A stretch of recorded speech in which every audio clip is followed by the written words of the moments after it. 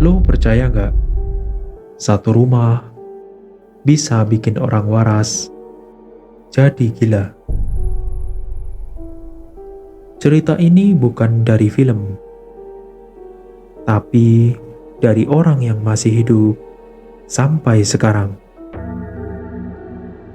Dan sejak tinggal di rumah itu, mereka gak pernah tidur tenang lagi.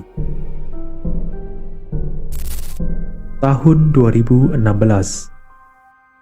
ada pasangan muda yang ngontrak rumah kecil di pinggiran kota Depok.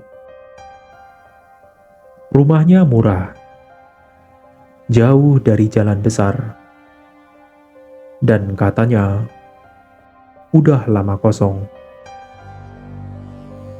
Pemiliknya jarang bisa dihubungi, tapi karena harganya cocok, mereka ambil aja. Rumahnya tua, dinding mulai retak, dan pas pertama kali mereka masuk, langsung tercium bau lembab. Malam pertama, mereka mendengar suara langkah kaki di atas plafon. Tapi rumah itu cuma satu lantai. Hari kedua, bau anyir mulai muncul dari kamar mandi.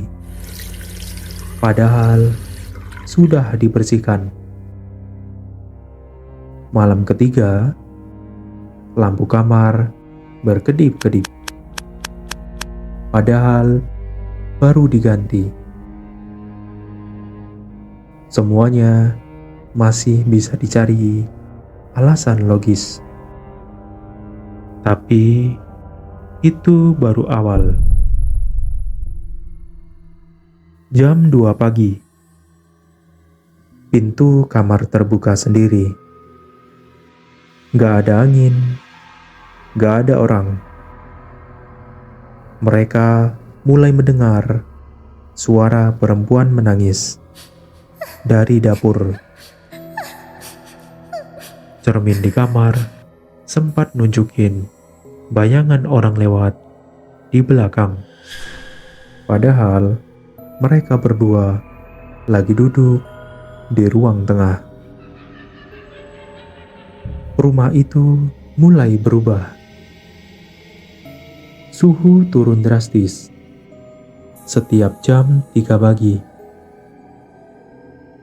Kadang suara televisi nyala sendiri, walaupun udah dicabut kabelnya. Sang suami mulai sering ngomong sendiri, menyebut nama orang yang gak mereka kenal. Sang istri insomnia parah. Setiap kali tidur, selalu bermimpi rumah itu terbakar dan ada sosok hitam berdiri di pojok kasur. Mereka mulai jadi mudah marah, sering berantem, dan pelan-pelan merasa seperti diawasi. Tetangga cerita, rumah itu kosong bukan karena nggak laku, tapi karena dulu ada keluarga yang meninggal di situ. 3 orang, ibu, ayah, dan anaknya, meninggal karena keracunan gas di kamar mandi. Tapi yang aneh, kamar mandinya sekarang berbeda posisi dari struktur aslinya. Dan satu kamar di rumah itu yang selalu dingin, ternyata dulunya ditutup permanen.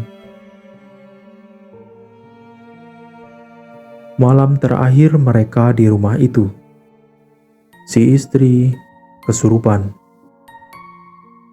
Dia menyebut-nyebut kata ikut sambil menangis. Suaminya bilang, dia melihat bayangan tinggi berdiri di depan pintu. Besoknya, mereka langsung keluar, ninggalin semua barang. Tapi setelah pindah pun, teror itu belum selesai. Sampai sekarang, rumah itu masih kosong. Tiap ada yang mengontrak, gak pernah tahan lebih dari seminggu. Mereka semua merasakan hal yang sama. Gak pernah sendirian. Dan suara dari kamar mandi selalu muncul jam 3 pagi.